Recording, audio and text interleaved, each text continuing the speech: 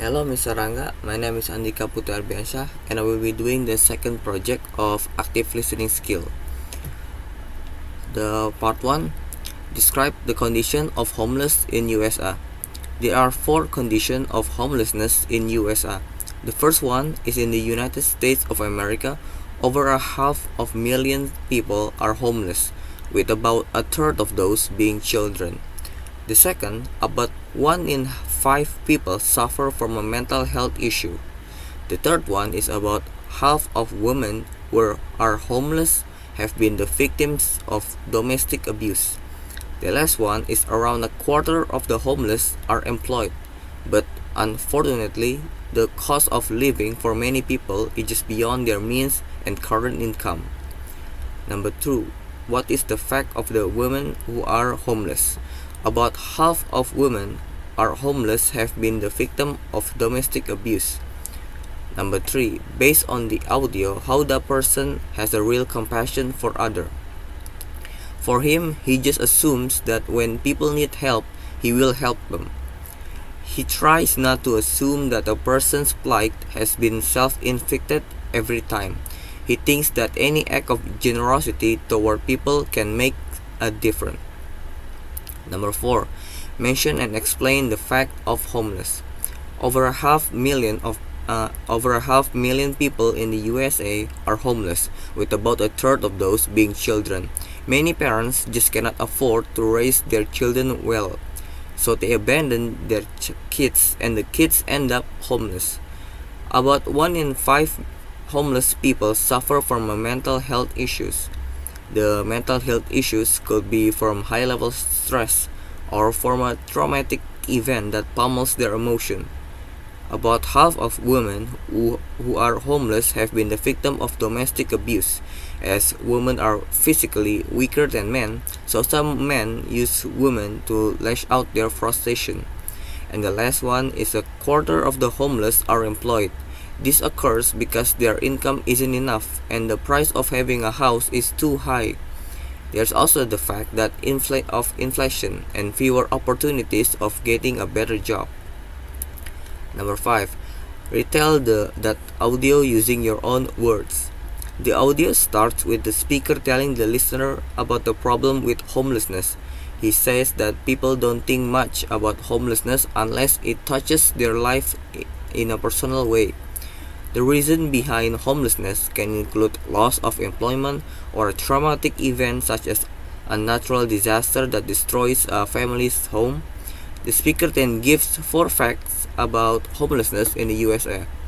The first one is in the United States of America, over a half of million people are homeless, with about a third of those being children. The second, about 1 in 5 people suffer from mental health issues. The third one is about half of women who are homeless have been the victim of domestic abuse. And the last one is around a quarter of the homeless are employed, but the cost of living is just beyond their means. After this, the speaker tells his experience about his wife helping a homeless person to the listener. During a time when the speaker and his wife were about to enter a restaurant, a homeless man approached them and asked them for money. Rather than give the homeless man money or ignore him, the speaker's wife decided to invite the homeless man to enjoy their dinner. It was a pleasant dinner for the couple as the homeless man shared his hopes and dreams, and after their dinner was over, the couple wished well to the homeless man and parted ways. From this experience, the speaker says that any act of generosity toward desperate people can make a difference, and being compassionate is something that will always be worth it. Now we will go to part 2. Number 1. What is the main problem of the story? Goldilocks is trespassing and disturbing the 3 bears' house. Number 2. Describe the characteristic of the bears. There are 3 bears in the story. The first one is the great huge bear. He has a great rough voice and he has a huge bed. The second one is the middle-sized bear. He has a middle voice and he has a middle-sized bed. And the last one is a small wee bear. He has a small wee voice and he has a small bed. Number 3. Why do the bears feel angry with the girl because the girl trespassed the three bears' house, tasted the porridge of the great huge bear and the middle-sized bear, ate the porridge of the small wee bear, and made a mess of the three bears' bed. Number 4. Why does the girl call Goldilocks? Because she had golden curls that tumbled down her back to her waist. Number 5. Create the note. The character of the story are Goldilocks and the three bears. The three bears are the great huge bear, the middle-sized bear, and the small wee bear. The plot of the story is Goldilocks invading the three bears' house while the bears are out walking into the woods to wait for their porridge to cool down. The conflict of the story is Goldilocks eating the porridge of the small wee bear while tasting the porridge of the great huge bear and the middle-sized bear. Goldilocks also make a mess of the three bears' bed. The ending of the story is the small wee bear finds Goldilocks sleeping in the small wee bear's bed. Then Goldilocks jumps out of the bed and runs to the house of her grandma. It is the last part. Make a note. Make a note of for this story. The title of the story is Aladdin and the Wonderful Lamp. The protagonist of the story is Aladdin, a careless boy who meets genies that can grant everything Aladdin wishes. Aladdin's story is about his willingness to get him to the princess and his carelessness of his usage with the genies. The supporting character of the story are the genies, Aladdin's mother, the Sultan, and the princess. There are two genies in the story, the one from the ring and the one from the lamp. Both have the same ability. Aladdin's mother is only in the half of the story. She is there to assist Aladdin in getting the Sultan's attention. The Sultan is the father of the princess. He acts as the antagonist for the early and the middle part of the story, giving Aladdin many problems to prove Aladdin's worth for his daughter. And the princess is the main goal of Aladdin. He wants to marry her and give her everlasting happiness. The antagonists of the story are the magician, the vizier, and the magician's younger brother. The magician is a petty and cruel man who tricked Aladdin at the beginning of the story. He is searching for the lamp to become the most powerful man in the world. The vizier is a dishonest, high-ranking man who lied to Aladdin. He too wants to marry the princess. The magician's younger brother is the last antagonist at the end of the story. He is more wicked than his brother, and he wants to avenge his brother's death by making Aladdin suffer. The plot of the story are Aladdin meeting with the genies through the lies from the magician, Aladdin's willingness to get him to the princess, facing many obstacles to keep the princess' happiness, and the carelessness of his usage with the genies. There are many conflicts in the story. The first conflict is Aladdin meeting the magician. The magician lies to Aladdin by claiming him to be his uncle and uses Aladdin to get the wonderful lamp for himself. Aladdin, upon knowing that he is being manipulated, refuses to abide by the magician's order, left all alone in a cave.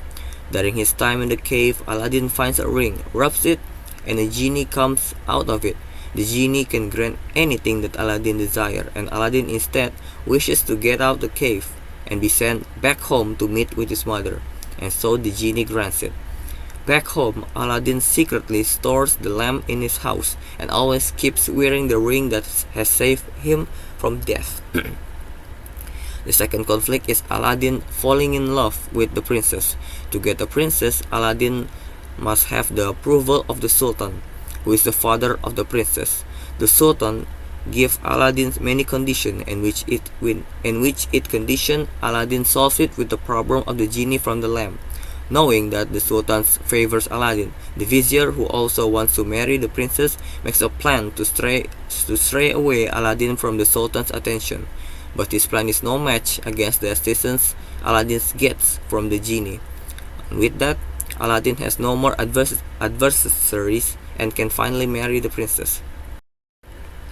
The last conflict is the return of the magician. He knows that all of Aladdin's success is from the help of the genie, and he orchestrates a plan to take the wonderful lamp from Aladdin. The magician visits the princess and manipulates her into giving the lamp to him. The princess, who does not know the power of the genie, gives away the lamp to the magician.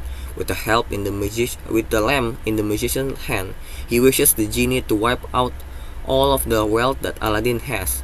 Upon seeing that all of Aladdin's wealth is just gone and the princess suddenly goes missing, the Sultan orders his men to capture Aladdin. Aladdin gets captured by the men of the Sultan, but the people of the Sultan really like Aladdin and start a riot that benefit Aladdin to escape. Aladdin is searching for the princess like a madman. At this time, Aladdin rubs his ring, and the genie that once had saved his life comes out. Aladdin begs the genie to save him from this disaster, but the genie cannot help him. The next day, out of luck, the princess finds Aladdin, and the two are so happy to be able to meet again. Aladdin and the princess make a plan to defeat the magician.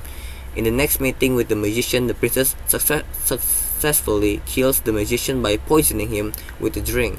Aladdin takes back the lamp, and all of the wealth he once had finally comes back to him, and the Sultan is glad that her daughter is safe. And the climax of the story is the revenge of the magician's younger brother. This man kills a holy woman named Fatima and disguises himself as the holy woman. With this, he gets a chance to meet with the princess. During their meeting, the false Fatima asks the princess for a roc's egg. The princess wonders about the odd request from the holy woman and tells Aladdin of it. Aladdin once again orders the genie from the lamp to get him a roc's egg. This time, the genie is angry with Aladdin's request, saying that he had enough with Aladdin's and tell him that the false Fatima is a fraud. Aladdin decides to kill the false Fatima, and with that the story ends.